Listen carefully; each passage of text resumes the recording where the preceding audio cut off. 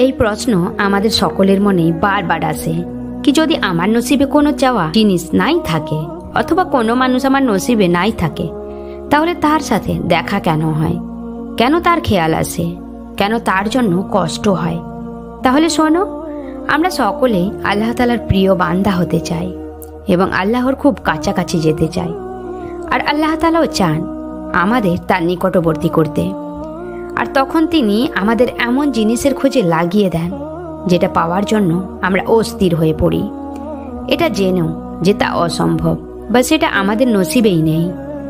আর তখনই মনে পড়ে আল্লাহর কথা এবং এটা মনে হয় যে আল্লাহ চাইলে সবই করতে পারেন।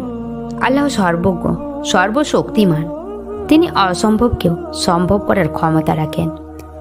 তখন আমরা আল্লাহর ইবাদত করতে থাকি, নামাজ পড়ি, রোজা পালন করি এবং তাহাজ্জুদের নামাজ পড়ে গভীর রাতে কান্না করে আল্লাহকে আমাদের মনের কথা, কষ্ট, বেদনা, যন্ত্রণার কথা বলতে থাকি।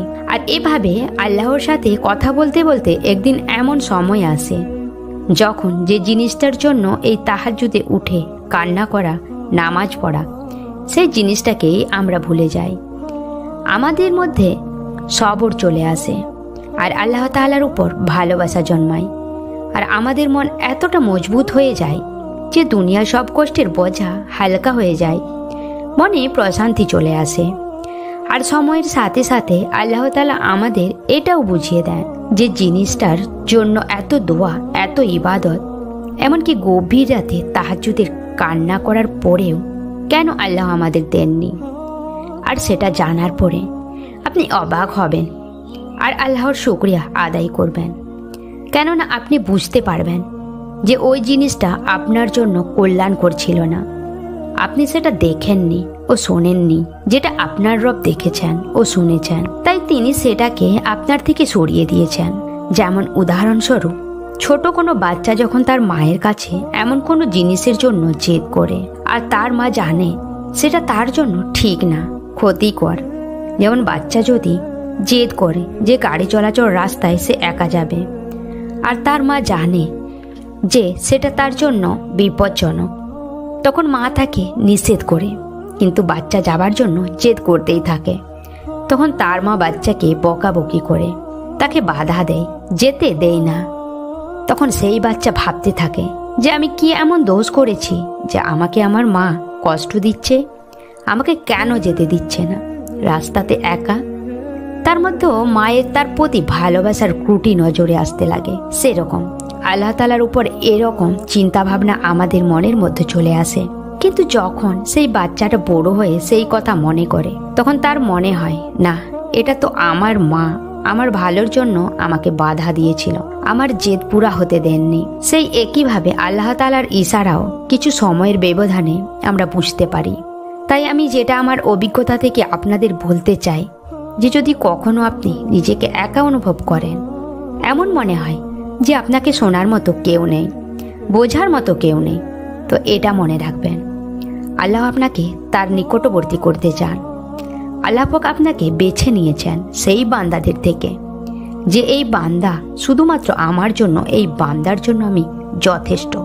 যখন আপনার জীবনে কোনো চিন্তা, সেটা হোক রিজিকের অথবা সম্পর্কের অথবা কর্মজীবনের, যে কোনো কষ্টের যা আপনাকে তিলে তিলে শেষ করে দিচ্ছে, এসব যখন আপনার সাথে ঘটে আর আপনি আল্লাহ তাআলার কাছাকাছি চলে যান, আপনার নামাজের প্রতি ভালোবাসা বেড়ে যায়, ইবাদতের প্রতি মনোযোগ বাড়তে থাকে, তো এটা মনে রাখবেন আল্লাহ তাআলা আপনাকে বেছে নিয়েছেন।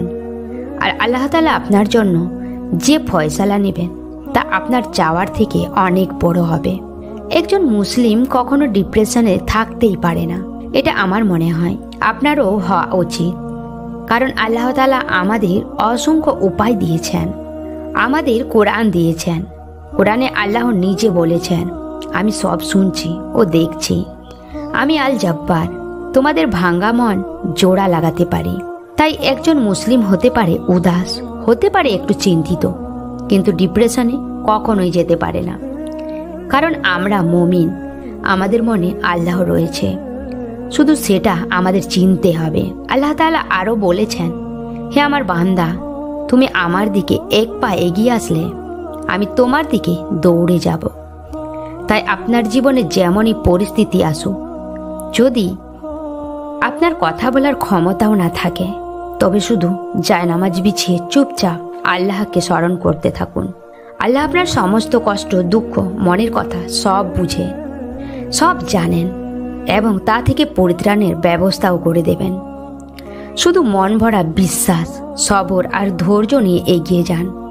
আর যেটা পেয়েছেন সেটাতেই সন্তুষ্ট থাকতে শিখুন। এটা মনে রাখবেন, যেটা পেয়েছেন আর যেটা হারিয়েছেন সবটাই আল্লাহর মর্জি। বাস এই মর্জিটাকে মেনে নিন, দেখবেন আপনার জীবন খুব সহজ মনে হবে। তাই আল্লাহর ফয়সালাতে রাজি থাকুন আর অনেক অনেক সুস্থ থাকুন। সকলের জন্য অনেক অনেক দোয়া। আল্লাহ সুবহানাহু ওয়া তাআলা যেন সকলের কষ্টের বোঝাকে হালকা করে সকলের জীবনকে সহজ করে দেন এবং আল্লাহ তাআলা ইশারাকে বোঝার তৌফিক দান করেন। আমিন ইয়া রাব্বুল আলামিন। কমেন্টে সকলে আমিন লিখে দেবেন।